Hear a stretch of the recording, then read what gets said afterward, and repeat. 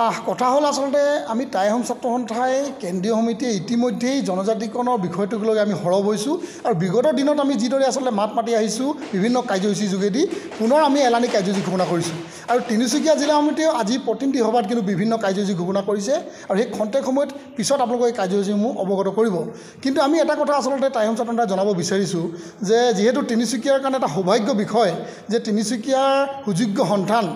পবিত্ৰ মাৰ্ঘেৰিটা ডাঙৰীয়াই আচলতে ৰাজ্যসভাৰ সাংসদ হৈ থকাৰ পিছতো আজি কিন্তু তেখেতে মন্ত্ৰিত্ব লাভ কৰিছে আৰু কেন্দ্ৰীয় মন্ত্ৰিত্ব লাভ কৰাৰ লগে লগে আমি তেখেতৰ প্ৰতি আচলতে শুভেচ্ছা জ্ঞাপন কৰিছোঁ আৰু আমি আহ্বান জনাইছোঁ যে বিশেষকৈ জনজাতিকৰণ আৰু অন্যান্য বিষয়বস্তু যিবিলাক অসমৰ আচলতে সমস্যা আছে সেই সমস্যাসমূহৰ ক্ষেত্ৰত দলৰ মতভেদ পাহৰি এজন আহোম যুৱক হিচাপে আৰু মন্ত্ৰী হিচাপে তেখেতে সদনৰ মজিয়াত আচলতে সিংহৰ দৰে চিঞৰি আমাৰ জনজাতিকৰণৰ দাবী আৰু অন্যান্য বিষয়বস্তুবিলাকৰ সমাধান কাঢ়ি আনিবৰ কাৰণে আমি আহ্বান জনাইছোঁ আৰু তেখেতৰ প্ৰতি আমাৰ যি সমৰ্থন সেই সমৰ্থন কিন্তু আমাৰ যেতিয়ালৈকে আহোম জনগোষ্ঠীটোৰ মুখ্য দাবীসমূহ আৰু সমস্যাসমূহৰ ক্ষেত্ৰত মাত মাতিব তেতিয়ালৈকে সমৰ্থন থাকিব আৰু যদি তেখেতে সেই বিষয়বস্তুবিলাকৰ পৰা ফালৰি কাটি কেৱল ৰাজনীতি কৰি নিজৰ গাদী সুৰক্ষিত কৰাৰ স্বাৰ্থত থাকে তেতিয়া কিন্তু তেখেতৰ লগত টাই আহোম ছাত্ৰ সন্থা নাই আৰু যিদৰে আমি বিভিন্ন সময়ত প্ৰতিবাদ কৰি আহিছোঁ তেখেতৰ সন্মুখতো কিন্তু প্ৰতিবাদ আমি কৰিম আৰু তেখেতে প্ৰতিবাদৰ সন্মুখীন হ'ব লাগিব। হয়, আচলতে মই বিগত দিনত টাই আহোম ছাত্ৰ সন্থাৰ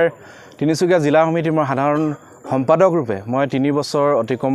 কৰিলে এই কমিটিখন 3 বছৰ অতিক্ৰম কৰাৰ পিছতেই তিনিচুকীয়া জিলা সমিতিৰ কেন্দ্ৰীয় সমিতিৰ আহ্বান এখন তদৰ্থ সমিতি গঠন কৰি দিয়া হৈছিল। গতিকে আজি শদিয়াৰ চেপাখোৱা সাংস্কৃতিক কেন্দ্ৰৰ প্ৰাংগণত আজি প্ৰতিনিধি সভাখনি অনুষ্ঠিত হয় আৰু এই সভাজনক সভাপতি হিচাপে দায়িত্বভাৰ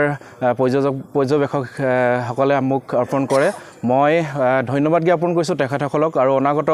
দিনত জনগোষ্ঠীটোৰ উত্তৰণৰ স্বাৰ্থত যিখিনি কৰণীয় মোৰ কাম আছে সেইখিনি দায়বদ্ধতাৰে মই পালন কৰিম বুলি আশা কৰিছোঁ আৰু মোৰ লগত সাধাৰণ সম্পাদক আছে